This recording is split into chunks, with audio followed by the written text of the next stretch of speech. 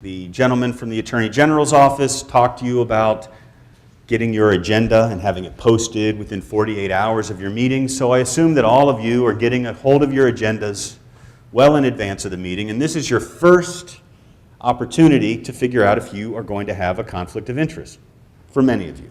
You'll look at each agenda item and you'll ask yourself these questions for every agenda item. As to this agenda item, will I be helping to make a decision that's likely to create a financial impact, positive or negative, to you, to a member of your family or a household member, to your private employer or your business associate? If the answer is yes, congratulations, you have a healthy conflict of interest. Now let's take care of it.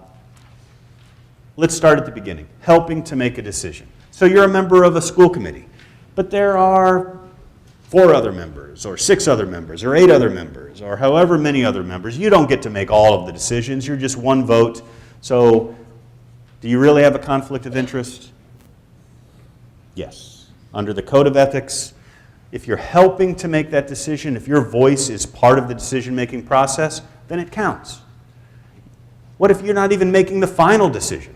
In most cases, you will be as the school committee, but in some cases, someone else might be, but if you're part of that process, it counts. Second, is it likely to create a financial impact, this decision? Most of the conflicts under the code have a financial component to them. Most. So we're looking to see if there's a financial benefit or even a financial detriment. This trips some people up sometimes. Well, if I vote on that, it actually hurts my daughter-in-law or my employer. It doesn't matter. If there's an impact, positive or negative, in any amount, it counts for conflict purposes. And finally, is that impact going to go to you? That's pretty easy to understand when you're going to be impacted. How about to a family or household member? So I guess it depends on what your family is. I see I have a question. Yeah, with respect to the concept of financial impact, I mean, to a certain degree, the school committees that are weighing in on budgets, or school employees that are weighing in on budgets, that actually has a financial impact on everybody, and the decisions that you make in the course of doing that could have varying financial impacts on varying constituencies. So how does that square with the notion that, how is that not a conflict of interest for everybody? Okay, so it's a great question. So many people on a school committee, you might have a child in the school department, right? Lots of you do. I mean, that's part of the reason why you ran for a school committee, because you have a keen interest in the school department's decisions. Or the school department budget is going to impact how much you pay in taxes, maybe. You know, I mean, there are all kinds of decisions that school departments make and school committees make that do have some type of impact on you and a lot of other people, but you're part of that group. This is where we talk about what's called the class exception. The class exception is something that every ethics commission across the country has built into its code of ethics, and it's a necessary requirement of ethical regulation. What it says is that, okay, you're helping to make a decision that is going to have an impact on you, or maybe on your family that live in the town. And so there is a conflict of interest. It's diluted, but there is a conflict. But the class exception says you can still vote if this decision that you're making isn't a decision that is specifically directed at you or specifically directed at your family member or your employer or your business, but instead it's a broad-based decision that is going to impact a significant class of people, a large group of people, and everyone who is impacted just about the same. And you're one of those people. So taking it back to the town level, so for city council members or town council members, every year they have to pass the tax assessment in the town, right? And they probably own some real estate in the town, so they're impacted if the taxes go up or if they go down, but they're allowed to vote on it for 2 reasons. The broader reason is because somebody has to do this, right? So that's why the class exception is a necessary part of ethics codes. So they're allowed to participate, and the same could be said for a school committee vote on a matter that impacts everyone in the town, or everyone that's got a child in the town, or everyone, every employee of the school department, those issues. That's the class exception. And it usually applies when there are very large groups of people that are impacted. So, excuse me, and I apologize for the laryngitis, but It's okay. I sort of get the opposite of this. I get very cautious school committee members, I'm the superintendent, who, let's say we're having a personnel matter on a second grade teacher, and one member will say, I know this second grade teacher, and another member will say, years ago my child had this second grade teacher, and there could be so many recusals that aren't necessarily meeting this definition that I no longer have a quorum. Okay, so this is a very good question that goes to the issue of over-recusing. Right? Well, right?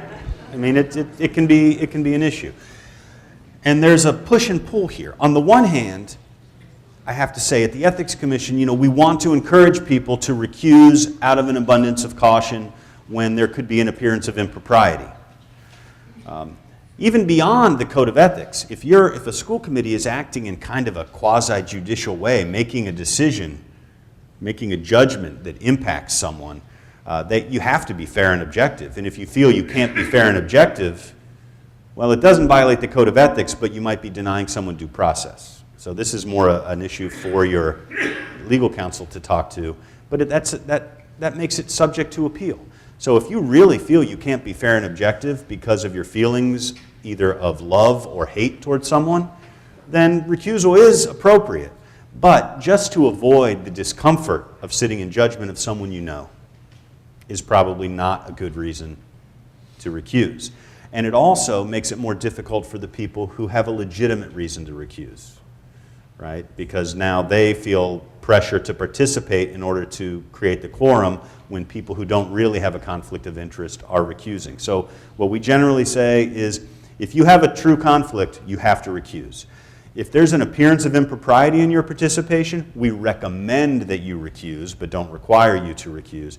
But if you're just recusing to avoid some discomfort or an unpopular vote, then you're not really serving your constituents very well. And that is not required under the Code of Ethics. Yes, another question. This is a real example, but hopefully, anyway, I'm curious where this sits. So my husband is a dentist, and several of the teachers in our district are his patients. So in negotiating a contract that may or may not include dental benefits, and let's say there's a change to the dental benefits, would I need to recuse myself from voting on the approval of that contract? Because that would impact my husband one way or another. I can't believe that I have never gotten that question before. It just goes, no matter how long I do this job, I get a question that never would have occurred to me. So, but it's a good question. Well, I mean, and I'm asking because I'm thinking, well, that's kind of a big deal to approve or disapprove a contract, but that's a situation where I could say, well, wait a minute, if suddenly dental benefits are increased, this is going to be good for my husband, and so I'm going to vote for it. Right. I think...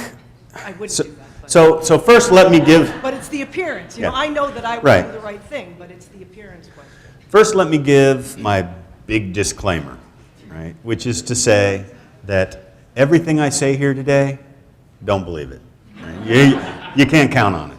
No, that's not true. But everything I say here today is not a formal advisory opinion, right? This is all just off the top of my head, doing my best to respond to questions as they come up. If you need the kind of advice you can take to the bank, you get an advisory opinion from the Ethics Commission, which I'll talk about how to get later. That being said, your question raises a couple of interesting issues. One is whether or not your dentist is your business associate. All right, so, and I think the answer is probably no, but business associate is a term of art under the Code of Ethics that means any two people that have ongoing contractual relationship with each other. So an ongoing business relationship. So you do have a business association with an attorney who's representing you, or if you're an attorney and you're representing someone, or you're selling your house, your business associate is your realtor and their brokerage firm, and the buyer who signed the purchase and sales agreement with you. These are all your business associates. Your dentist, probably not a business associate because you don't... Right, well, but her husband's clients are teachers, is what she's saying. So normally you're not allowed to participate in things that might impact business associates. I don't think that's going to be an issue. The issue of whether the dental benefits are going to financially benefit your husband, you know, if suddenly the plan that they get is better so that your husband is able to get more in compensation from the insurance company, is that the issue you're raising here? Yeah. I think it's likely in this situation that the class exception may apply.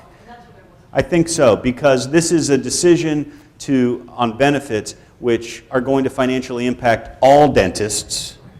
It's going to financially impact all of the employees.